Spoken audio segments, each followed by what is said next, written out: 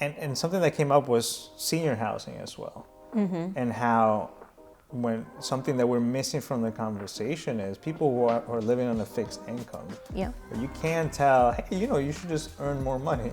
That's not happening at 70 years old. Yeah. And so if we're not creating more apartment units, nonprofit apartment units that are looking out for our senior citizens, that becomes an issue. There is a space for social workers in the political realm where we can advocate for people because we work with people. Yeah. The change can happen. And it does happen. It doesn't happen overnight, but these are the steps you take. And if we want to create better systems, I think that's when I realized, like, I was frustrated by these systems. And I was like, doing clinical work, doing this one-on-one work is really good, but what is this person telling me their problem actually is? Yeah. It's because of a system. Some way they're being oppressed by a system, so let's go change that system with that. How we can improve a process so that it's easier for people. Yep. Not for the politicians or for the people in office. It's more about, like, how do we change it so that it's easier? And actually making it easier is going to make it easier for the people that work there as well.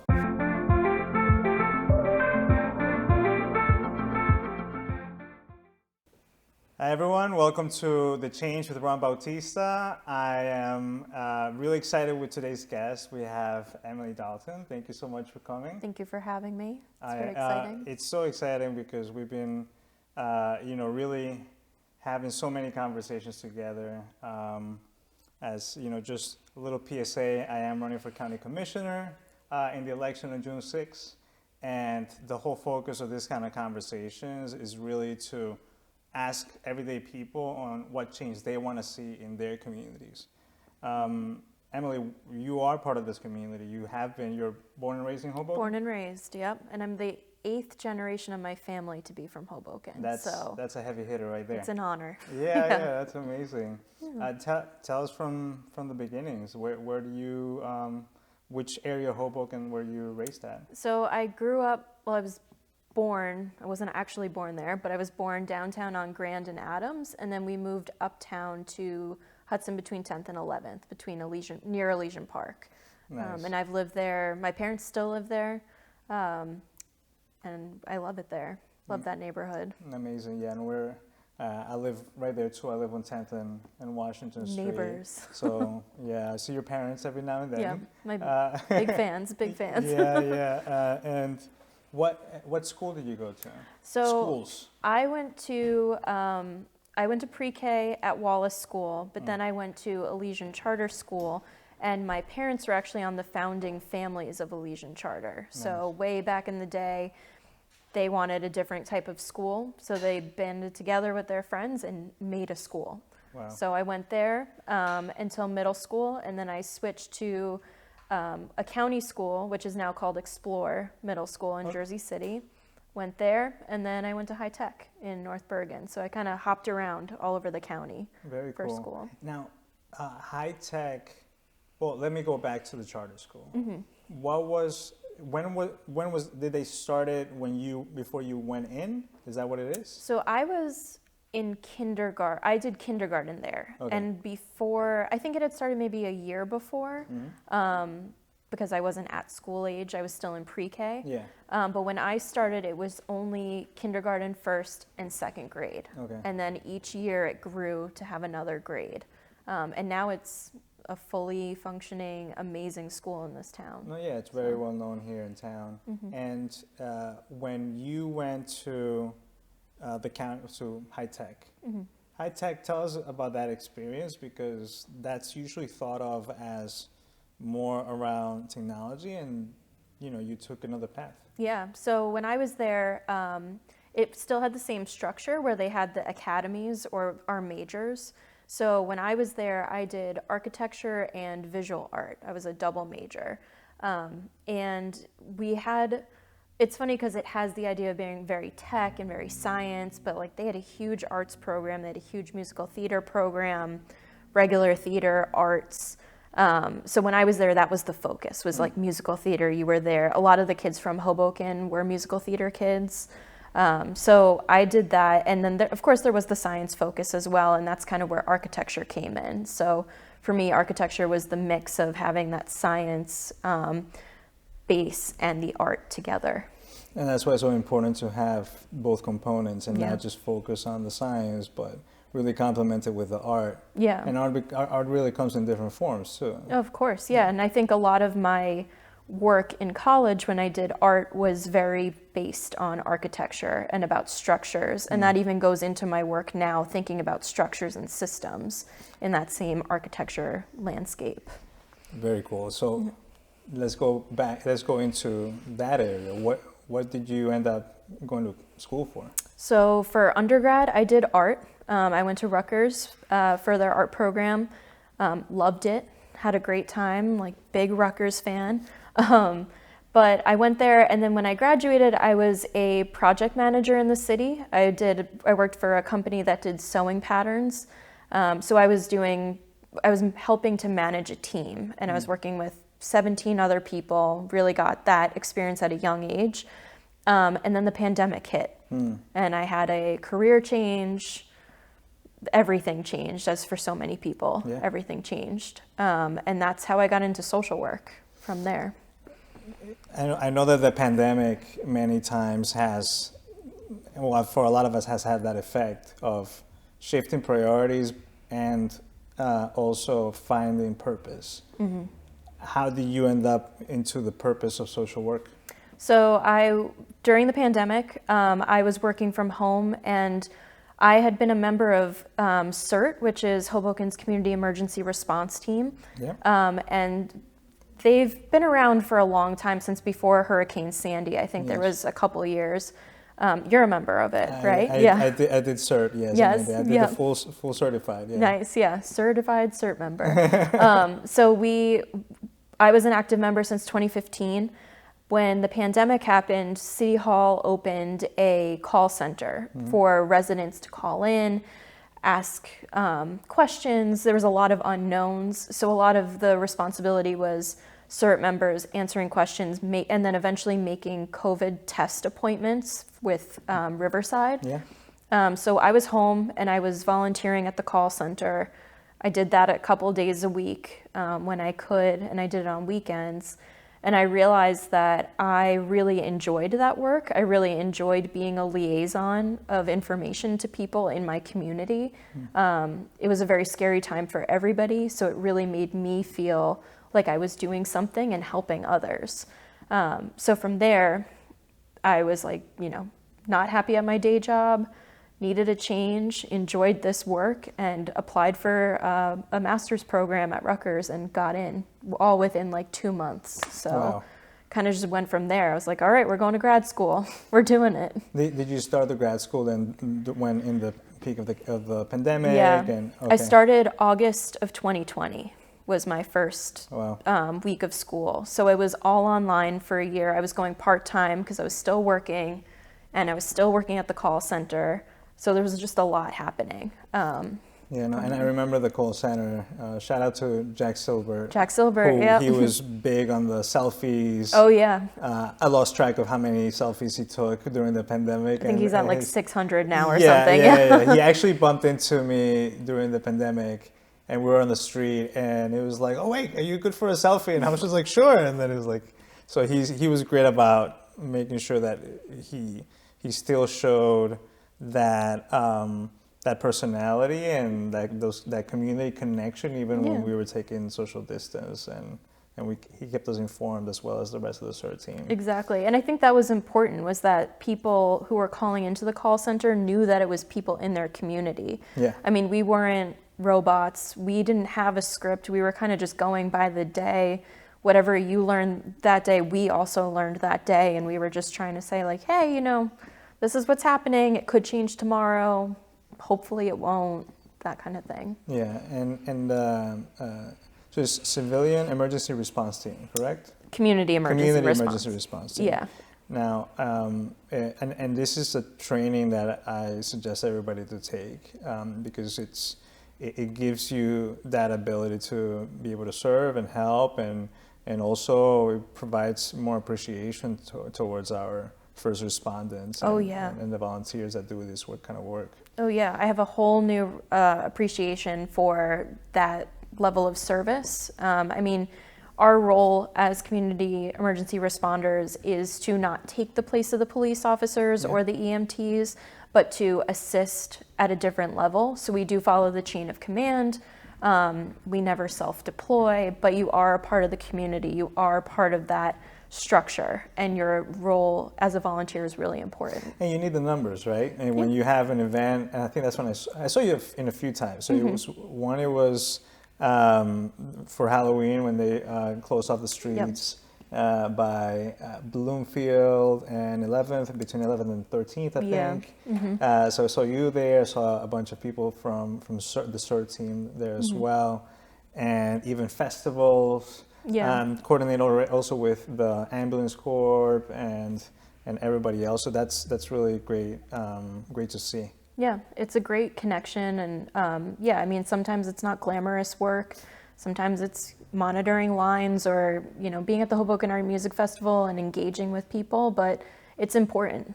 It's important to see. And that's the thing is, when it comes to public service, and that's what the work that also I'm doing in the community, I don't call it politics, I call it really public service.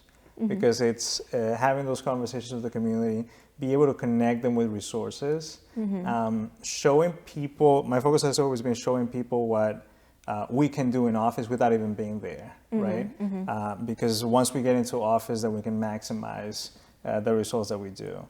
But, at the end of the day, is really, everybody has that capacity to have that information, to share it, but also it's the impact of that person being your neighbor. I've gone on phone calls that I'm like, yeah, I live on 10th and Washington Street, and then they say, it's like, oh wow, you're like right there. Yeah. And I'm like, yeah, exactly, and that's very powerful and is very similar across the board when it comes from the grassroots. Teams like CERT and even the ambulance corps, people who you see them in the supermarket, in the street. Yeah, they're your community. Yeah. They're here, they're working in their community, and that's why it's so important. Yeah. It's so important to know like who your EMT person is or who's a firefighter, because that also builds the trust too. You want to go to those services if you know who's there and that they're with you. Yeah, and I always ask this question during our podcast. So what are some of the issues that you care about here in your community? I know you have many. I have a lot. I care about affordable housing. I care about access to resources. So I work at the Hoboken Public Library right now as in their social work department. And part of our work is creating community resources. So in a way, I'm a community resource specialist. And a lot of what we have is we have patrons come in with these problems and they don't know that the solutions are right next door. Like they've never heard of some organization that I refer them to, but then they're like, they saved everything, they helped me.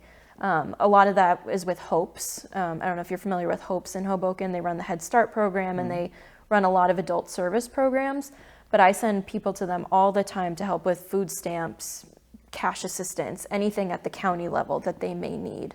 So I've noticed that like we need to engage more with these programs in town and within the county as well. And that's important because it's not so much, it's the way that we influence that change.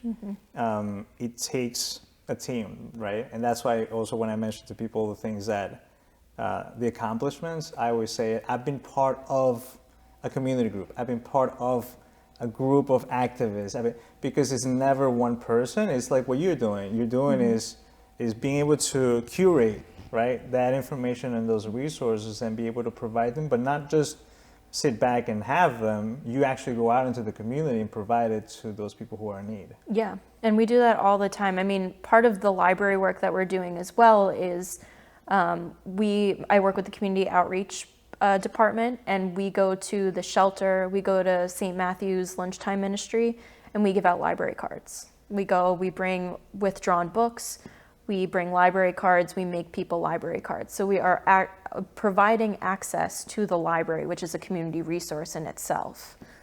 So you have to kind of get out there to let people know and say like, hey, we can help you. We have all these things, but also come to me because I can help you find other things as well. Yeah, no, and I've always seen the libraries as really the reflection of the community and as that community hub where you are able to find all those resources. So I'm very excited to see that the team has somebody like you that goes out into the community, and it's not just curating, but it's really building that infrastructure of information and resources, so that also eliminates the duplicity also of services or needs as well. And I think one thing I realized speaking on that is that people would come to me and ask for questions, and yes, I can help with those services. I can fill out a SNAP application for someone, assist with those things, but why should I do it when I know that this agency can do it 10 times better? Like, why not give them that business? And so my role went from being like, let me take on all this responsibility to save my community. Instead, let's spread it. Let me refer out. And then that's how you build relationships too with organizations. It's about specializing. And it's making sure that you know where you should focus your efforts to have the biggest impact, rather than trying to do everything. That's how you build a team. Even if you don't have a team of 30 people, you kind of do, right? It's by proxy, it's an expanded team, which is by building those relationships with other resources. That is their focus. They're doing this all the time. But also what we didn't have that now we do is somebody that goes out there into the community and makes those connections so that everybody is, more people are served. Yeah. So you mentioned affordability. Can you expand on that one? I think, so affordable housing and just general affordability in this area is something that's been more recently passionate for me. I mean, so I grew up in Hoboken. My parents live in a rent-controlled apartment. We've lived there my whole life. I'm at a place right now where I can't afford to move back to the town that I grew up in. I live in Jersey City now, but even where I live in Jersey City is getting priced out. So, and I come from a lot of privilege. I'm a person with privilege. I have a job, all that. I just can't imagine how difficult it must be for someone who is not in my position, even when it's so difficult for me right now. So I think that I kind of had that realization a couple of years ago before the pandemic when I was looking for an apartment. I was like, where am I gonna go? Like, why do I have to move out of Hudson County when I'm from here? My family is from here. So kind of just caused, sorry, the air distracted me. It's all good. But yeah, so that's where I got to that point. And I think that's what many people are missing from that portion of things is thinking that affordable housing doesn't affect them, when it affects the majority of people in Hoboken. Oh yeah. It's when the rent increases and when there's no rent control and when people are not don't have the easy access to knowing whether or not they're getting overpriced, right? Or that they're raising the price too much. Then we're all affected, even if you have a degree, even if you have a good job. And so it's a coalition that we're building that is larger than what many people think. Yeah, and I think that's what I've been learning. It's still a learning process, and I never want to be like, pity me, I can't live in Hoboken. But at the same time, I'm like, this is a bigger issue. Because the community aspect disappears when you don't have people that stay in the community or can't afford to live in the community.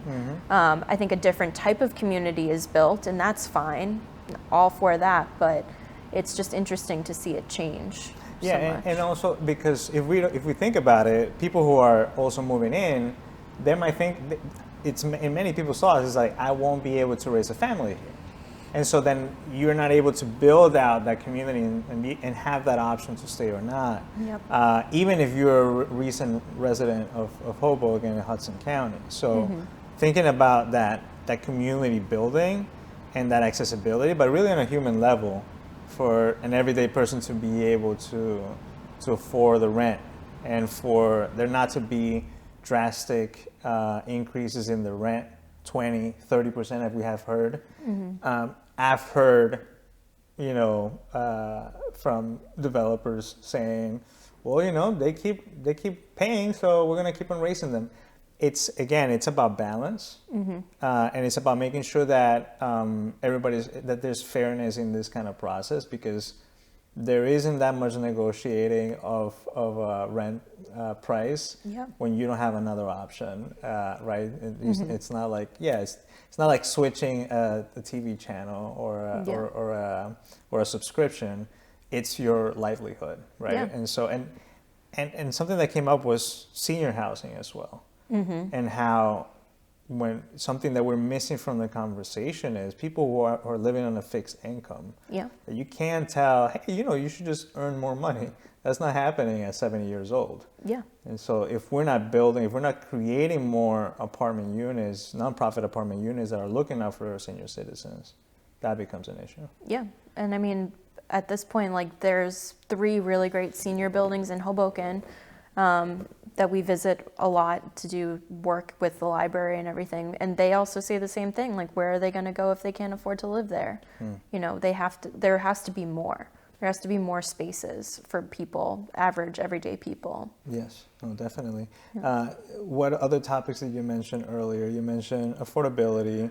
Now, I know addiction and harm reduction. Yeah. You want to expand on that one? That's a new one that I'm getting into. So the library, one of our initiatives was we came out with life-saving kits. So at the library, we have a community resource shelf that's in the front of the library when you come in. And on those shelves, we have hygiene kits, period kits, life-saving kits, and code blue kits. So all of those items are free. Anyone can take them, no questions asked. We even have a bin that if you take something from the bag and you don't need it, you can leave it in the bin and we recycle it for someone else to take. So the life-saving kits are our newest initiative. They have naloxone nasal spray, Narcan naloxone nasal spray. That's what it is. And it also has fentanyl test strips and condoms in them. So the idea is that anyone can take these items for harm reduction. And we give out little pamphlets with information about why we chose each item. And so a person can take it, they can take what they need, they can leave what they don't need. And it's just a good way to engage the community in this conversation. Now, and could you go deeper on that conversation of why, basics, right? Why do we need this kind of kits? Yeah. So I don't know the numbers, but I remember hearing that in Hoboken, opioid overdoses are a big thing. It's a lot of what the police get called for. Again, I don't know the numbers, but I know that it was an issue, especially during the pandemic. A lot of people are at home, things happen, addiction happens. So having Narcan is a proven way to help reduce unnecessary deaths. And it's in no way encouraging drug use. It's just everyone should have it just in case something happens. And the beauty of this product too is that even if you're not overdosing and you use it, it's harmless. So it's meant to help people that are overdosing. So there's no risk by having it near you. Nope. Or it's just having that access for in case it's there to help. Yeah. In case somebody is going through an overdose. Yeah. I mean, it's the same. You think about like an EpiPen, right? Yeah. People who have allergies have EpiPens. The idea is to use an EpiPen while you're calling police or calling ambulances because that prolongs the person's life for 15 minutes. So imagine Narcan in that same way where like you're with someone, you try it, that gives you enough time to call the police or call the next step. Does it say how much time that it gives you? I'm not entirely sure, but it does definitely help. It helps so that and the idea is that that's not like a fix-all. Like you don't just use Narcan and are like done. You have to follow the next steps, get medical attention. Gotcha. And it's great that you have it open for anybody to take because we want to be able to beat that, like go against any shaming of getting that kind of help. So having it out in the open, it's going to be really impactful. When did you already assemble it in the library? We assembled it and we launched it Friday, so January 6th was the date. And so we only have 5 out to start because we were seeing how many people were interested. So we're going from there. We're keeping data. But it's really interesting, and I encourage everyone to get trained in how to do Narcan administration. Like, you can get online trainings. New Jersey Harm Reduction was the agency that we worked with. They actually sent us all of the supplies for free, and so did the Department of Human Services in New Jersey. Nice. Sent us everything for free. So the library didn't pay for any of these products. They were just mailed to us. And that's why it's important when you invest in people, because the people are going to find the solutions for something like this. Yeah. That's great. Yep. And tell us about, and homelessness is also a big topic for you? Yeah. So I work a lot at the library with unhoused people. I prefer to call them unhoused, but the language is so different. So some people say they're homeless, unhoused, however you choose to identify. But I work with a lot of people who come to the library who are unhoused, and they use the library as a warm place to sit during the day, or sometimes a cool place to sit in the summer. And so part of our outreach efforts are giving homeless people library cards, and so that they can come, they can take out books, use the laptops, just kind of make it their space so they're not just sitting there all day without anything to do.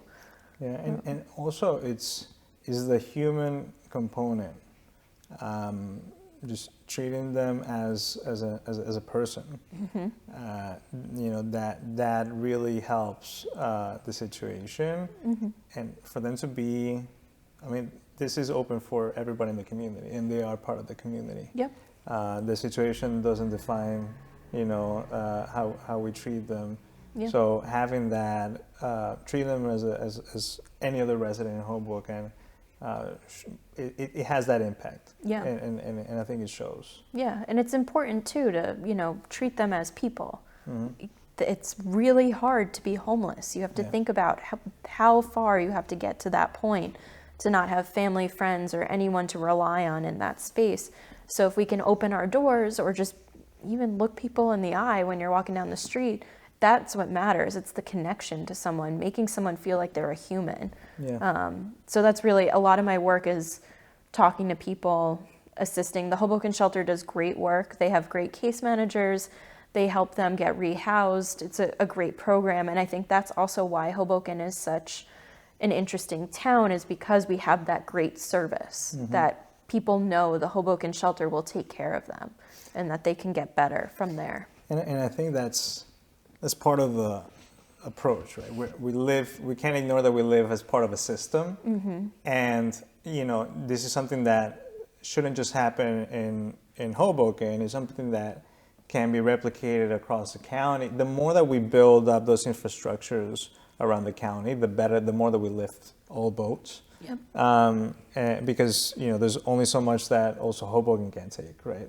So by making sure that we all are attending where people are at, it's going to be helping everybody else as well. That is the importance of that county government. That is the importance of making sure that we have that accountability and we are able to influence the policies at that top level, so that way we are able to make sure that everybody's taken care of. Yeah.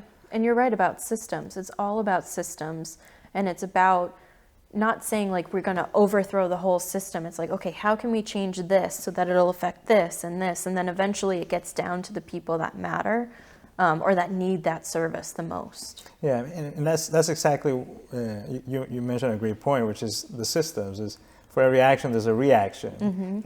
Just because we're not, like, you know, depending on where we are in society, we're able to affect that change.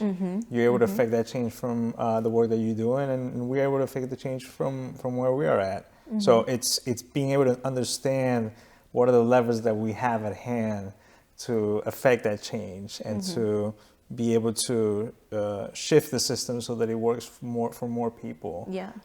And how that also impacts everybody else as well in a positive way. Yeah. Is any other work that you are passionate about, or that you're interested on? We have time, so we can definitely get more into it. I was going to say, I think with social work is really interesting to talk about systems in that way, because that's how I got into this level of social work. So a lot of people think social work is therapy, clinical, only that base, but in reality, social work is about working with people and advocating for those who can't advocate for themselves. So part of my and I learned this halfway into my MSW program, is that there is a space for social workers in the political realm where we can advocate for people because we work with people. Yeah. And so I've been able to do a lot of projects with various city entities. I work a lot with the city of Hoboken, advocating on behalf of the patrons I see at the library and about issues that I see that are really important but just aren't getting a voice. So I've been able to do, one thing I'm working on right now is Project ID. So at the library, we help people figure out the steps to get their ID, either to replace it, get a new one. Sometimes they need birth certificates. So it's a lot of that problem solving. And from there, I see a lot of issues and the barriers that people face. And that's what gets my advocacy and my political brain going, where I'm like, okay, who can I contact that can change this? And it kind of also brings down this veil, I think, that we all have of that politicians are these like high and mighty people, but they work for us. Exactly. So you should be, if I have a problem, you should listen, because that'll make you look good and it'll help my people. So that's kind of where I'm at, social work wise, is political in that way. Yeah, I for my master's program, one of my teachers was saying, when he asked about the definition of politics, it really stuck with me, which is that politics are the activities of making a decision as a group. Mm-hmm. So politics, we're going to find them in our jobs, in our communities, in our buildings, because those, you can make something political because everything is political. It's about how we approach it, that's the differentiator, mm-hmm. right? Because we are going to have to make decisions as a group, because we all live in a society, in a town, in a city, in a neighborhood, and it's about making sure that we are leveraging the science with the storytelling, with the right people, the right partners, so we can make those changes happen. Mm-hmm. Yeah, and the change can happen, and it does happen. It doesn't happen overnight, but these are the steps you take. And if we want to create better systems, I think that's when I realized, like, I was frustrated by these systems. And I was like, doing clinical work, doing this one-on-one work is really good, but what is this person telling me their problem actually is? Yeah. It's because of a system. Some way they're being oppressed by a system, so let's go change that system. Let's not even, let's focus on what's wrong right in front of us, but where can I go further with that? How we can improve a process so that it's easier for people, not for the politicians or for the people in office. It's more about, like, how do we change it so that it's easier? And actually making it easier is going to make it easier for the people that work there as well. Yeah. And because less frustration means less complaints, less pushback from the community, easier that it is to do the work that they have to do. It's seeing people at the human level, and I think that's very powerful. Yeah. Amazing. And anything else that you want to talk about? I think I'm good. Yeah, we talked a lot about that. We did covered good. a lot. We covered a lot. And what would be? You mentioned the systems, and you mentioned that change can happen. I do want to wrap up with also providing you the space to talk about what changes do you want to see in your community? You're doing a lot of work already. What changes do you want to see? Because by putting it out there already, we start really the conversation of this is where we want to head to, and how, and now is about building the road to get to those points. Yeah, I think, and I thought about this question before this interview because I knew it was coming, but I think what I'd want to see, the biggest change, is I want to see an investment in organizations that are doing the work already. We don't need more change. We don't need a new system or a new organization.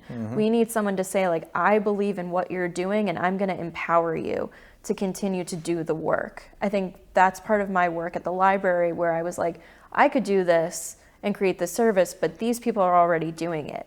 So let me invest in them. I think when people invest in those organizations and those systems, things work better. People are empowered more. They want to come to work and make a difference. People want to go there for help and assistance. So it all meets in the middle, and everyone works together in that space. So I think we really need to focus on what exists and how do we make it better, or how do we focus our energy positively into them. I think that's very powerful, and the same thing can happen for nonprofit apartment units for housing. Yep. I mean, we already have apartments and They're and all buildings. over. You everywhere. mentioned that there's very specific senior buildings, and that it already serves people. We already see the impact that it has. I had a senior citizen that she called me and she said, I wasn't able to live in Hoboken anymore and I had to move out.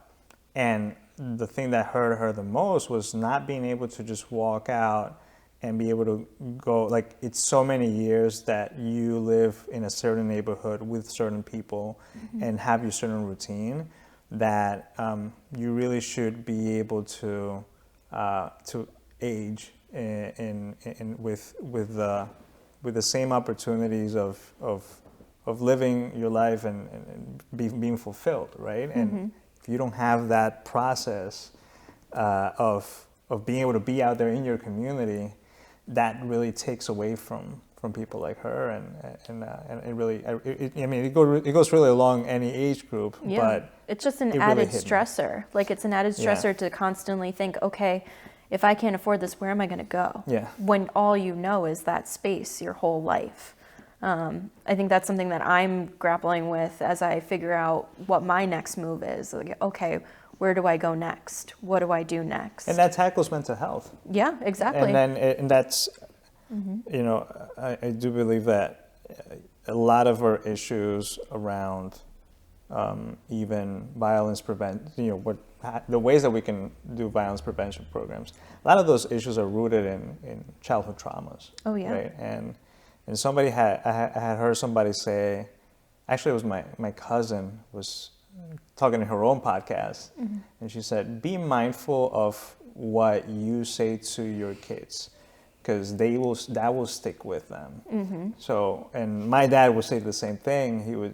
He was always about breaking that vicious cycle. Yeah. Because he was also aware of how much that impacts society overall. Oh, yeah. So, it's how everything's connected. Again, back to that system of how not knowing whether or not you'll be able to afford the rent in the place that you call home, not the living space, but the neighborhood. Where? Yeah. Your surroundings, your friends, your support systems, all of these things. When that's not secure, you affect that person's mental, emotional health, and that could trigger other issues around the community. So everything's tied together. Yeah. They call it, in social work, we call it generational trauma. Yeah. And generational trauma is not just the behavioral or verbal abuse that everyone thinks it is. A lot of it is environmental trauma. Like, in your environment, if there's violence, if there's not safe spaces for you to be in as a kid, that's a trauma, that's generational. And I think Hoboken has seen such a huge change in generations of how the town, I mean, when my grandparents lived here, it was not a great town. Like, there was crime, violence, even when my mom was growing up. And then now it's gorgeous. It's a destination to live here. So even seeing that generational trauma from an environment perspective is just so interesting. Yeah, and also, we don't live in a bubble, right? Yeah. And so addressing this generational trauma, not thinking that we live in an island, but that but we're called to address those issues across, like, our neighbors as well. That's the reason why the county government exists, is because we need that layer of support to be able to address those big issues like violence prevention programs, nonprofit apartment units, and as well as the social work that you're doing. Yeah. But thank you so much. Thank you. This is fun. I really appreciate your time and you being able to share what change you want to see in your community and the work that you're doing, and I hope that everybody's able to take advantage of that. Thank you. Thanks. Okay. And don't forget to follow us. You can see the full episodes, not just this one, but all the ones before this, at ronbautistanj.com/thechange. You can also follow me on all social media platforms. My handle is ronbautistanj. And also, you can tell us where they can find you on social media if you want to. You can follow me on Twitter. It's @_EM Dalton, DALTON. And you'll be able to find out all the cool things Yeah, that I Emily's doing. retweet, I repost, I'll follow you back, all the things. So Amazing. Thank you so much. thank you. Thank you.